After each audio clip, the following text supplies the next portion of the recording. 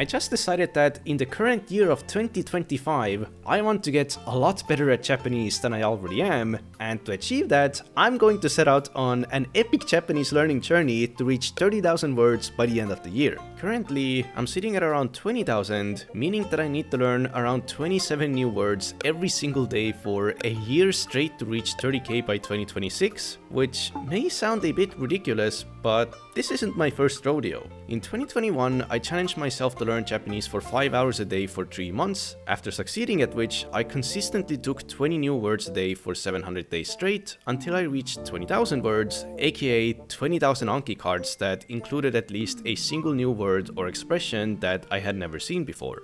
However, after reaching that milestone, I stopped mining new words for 3 reasons. First of all, I was planning on going to Japan and I knew that I wouldn't have enough time to do Anki as well as sentence mining each day. And secondly, like I just mentioned, finding 20 new words a day started taking way too long. It wasn't rare for me to watch Japanese YouTube videos for 3 hours straight while still not having found enough words for my daily goal. And as the final reason, I just wanted to see what it's like to learn 100% naturally without doing any deliberate learning such as sentence mining and Anki. And well, it's been almost 2 years since then, meaning that I've had more than enough time to gather thoughts on what to do moving forward, and I've come to the following conclusion. If my goal still is to improve at Japanese as much and as time efficiently as possible, the best way to do that is to combine sentence mining, aka auto-regulated immersion, with an SRS such as Anki to review the new words I saw during said immersion. I've tried learning both with and without sentence mining plus Anki, and honestly, the only upside that I experienced was the fact that you don't have to do Anki.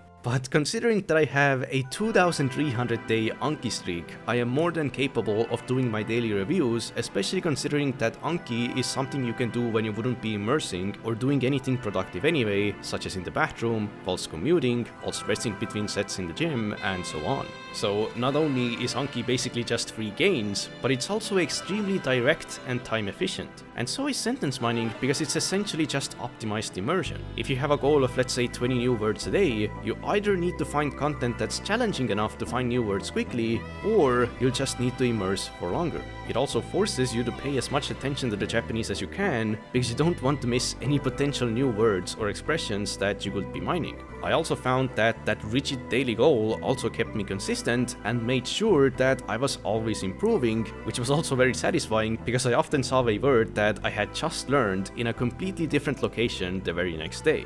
But why continue if I've already learned 20,000 words? Aren't I already fluent enough?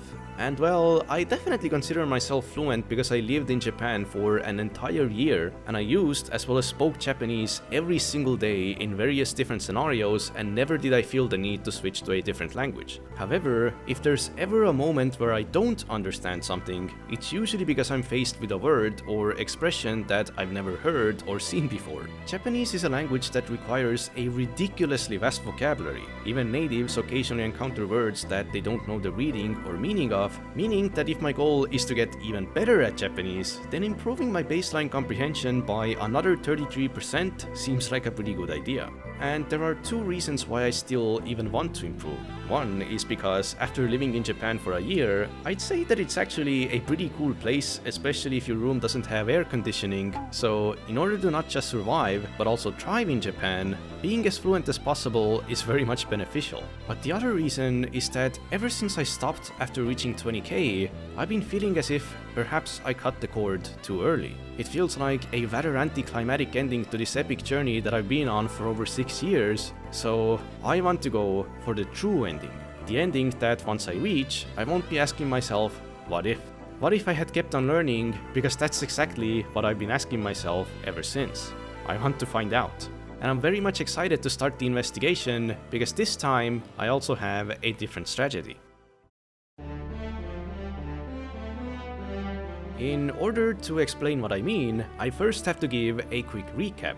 I started out by taking 6,000 vocabulary cards from the pre-made Core 2K 6K deck that took me a total of 950 days. After that, I finally started creating my own Anki cards, and I ended up making around 4,000 of them from anime over the course of 200 days. And by that point, I had become fluent enough to be capable of distinguishing whenever the automatically generated subtitles on YouTube had mistakes in them, as well as what the correct version would have been. And as I wanted to focus on immersing with more natural speech, I mined YouTube almost exclusively for 500 days straight, over the course of which I made a grand total of 10,000 cards. And that's probably also why mining YouTube started becoming way too time consuming for me. I essentially just exhausted the active vocabulary of my favorite YouTubers, meaning that if I watch the content I enjoy the most, sentence mining just takes way too long, which is one of the reasons why I stopped at 20,000. However, at one point when I was in Japan, I wanted to experiment with making cards again, except this time from difficult classical literature such as books by Yukio Mishima, from which I was indeed able to find new words quite easily. The issue, however, is that many of those words might legitimately be a bit too obscure to mine exclusively for 10,000 cards straight,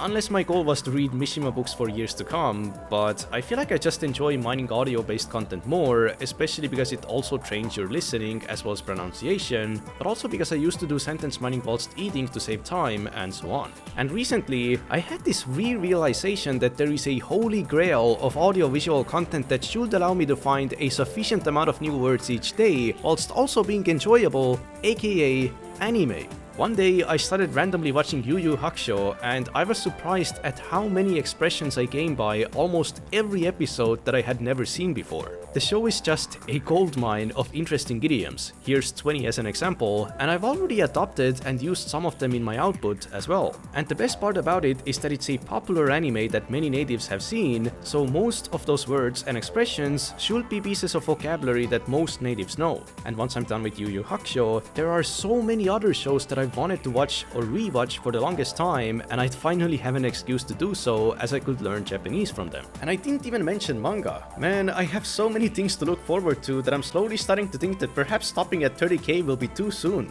Or maybe it's actually more than enough. But anyway, I actually have a slight head start as I've already mined around 1,700 words up front, and to save as much time as possible, I'm going to be doing sentence mining using Migaku like I already have for multiple years, for which I have a tutorial that explains how I use it, as well as a ref link that really supports the channel, and I'll try to finish Anki during moments where I otherwise wouldn't be doing anything productive anyway.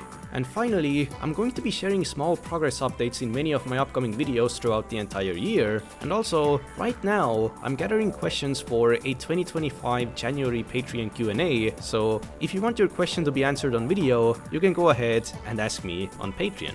But that's all for this video, and I guess it's time for me to go back to mining some Yu Yu Hakusho, so I'll see you soon.